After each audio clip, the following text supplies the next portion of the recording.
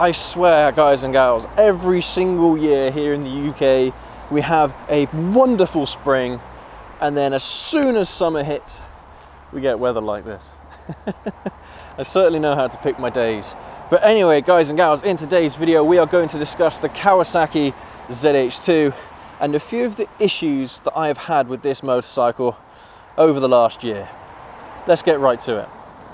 So first off, we are going to focus on the left-hand side of the motorcycle. Now, the biggest issue that I've had with the Z H2 is the chain. This chain rusts up like no chain I've ever seen in the past. And look, when I first started riding big bikes, I didn't know anything about chain maintenance, and the chains didn't look like this.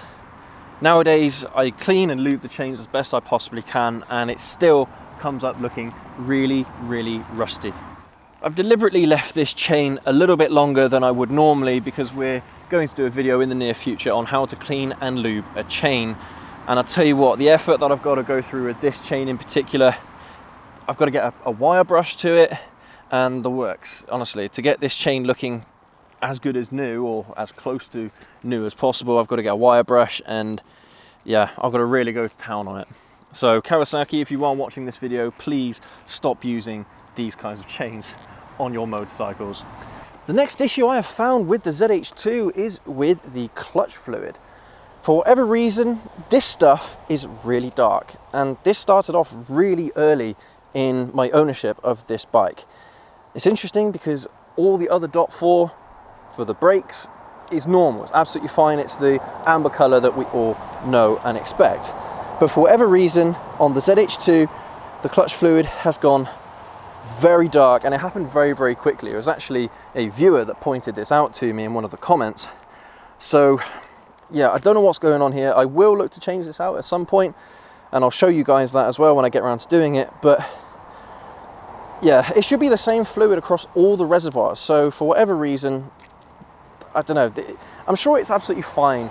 Like the clutch performance, I haven't noticed any degradation or any change in clutch performance since I've owned this bike. So I'm sure it's nothing, but it just looks like a bit of an eyesore. So Kawasaki, I don't know, you might want to take a look at that. The next issue that I have encountered with the Z H2 luckily has only happened once, but I'm sure this is absolutely inevitable with all of the modern features that motorcycles come with nowadays. But my dashboard crashed.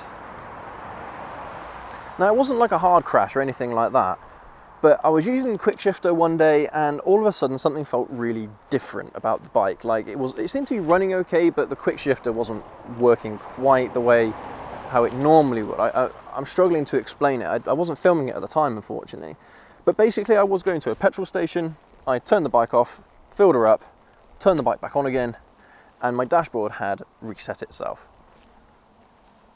I think everything else was the same, my rider modes were the same, but the time had reset itself.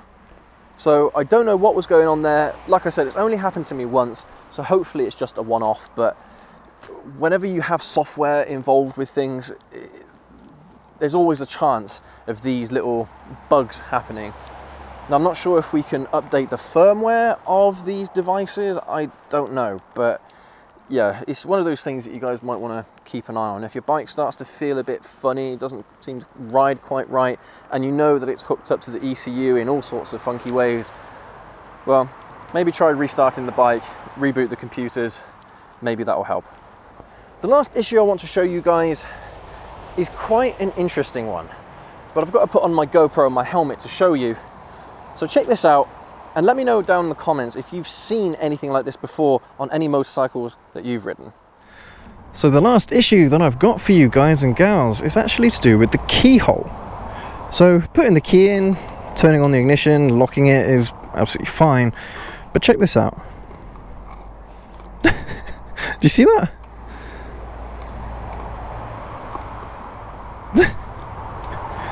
So like the door to the key turns inside the hole. Now, I've never seen this before on any other motorcycle that I've ridden, so let me know in the comments if this is something you've seen before. But yeah, I mean, it's kind of annoying when you're like in the dark, for example, and you've accidentally taken the key out slightly off angle or something and the door turns like this, well, when you try putting the key in,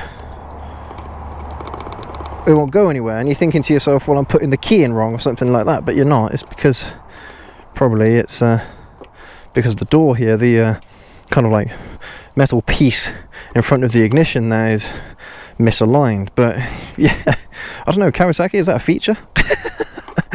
I don't know, but yeah, like I said, nothing that I've seen before, so it's just a kind of frustrating and annoying. But I mean, it's since I've noticed it, I'm more aware of it, so it's not so much of an issue. But yeah, it's one of those things to keep in mind. Well, there you have it, guys and gals, a few issues that I have found with the Kawasaki Z H2. Now, none of the things that I've mentioned in today's video should put you off buying one of these amazing machines. The Kawasaki Z H2, you guys know how much I love this bike. It is just an absolute dream, and she has been rock solid to ride. Absolutely love this motorcycle. So any of you that are looking for a super naked, definitely go and check this bike out, or it should be on your list of bikes to ride at least anyway. But yeah, this kind of video is more for Kawasaki's benefit. If they do watch this one, it's just to help them improve their motorcycles. I'm a Kawasaki fan, so I want to see them producing the best motorcycles they possibly can. And I'm sure a lot of these issues, they probably weren't thought about, or they weren't designed. This wasn't intentional. This stuff, I'm sure, wasn't intentional. So changing out the clutch fluid is a simple job. Giving the chain a little bit of extra TLC, again, really, really easy things to do. So they're certainly not deal breakers. But for someone like me who's lazy, who doesn't want to be, maintaining their bike every 5 minutes, well, these kinds of things are a minor annoyance. But they haven't been too bad. To be perfectly honest with you, they've been okay. But anyway, guys and gals, there you have it. That is it for today's video. We've got loads of content on this motorcycle, so make sure to go check out our Kawasaki Z H2 playlist on our channel to get all of our Kawasaki Z H2 content. So yeah, thank you ever so much again for watching. We'll catch you all in the next one.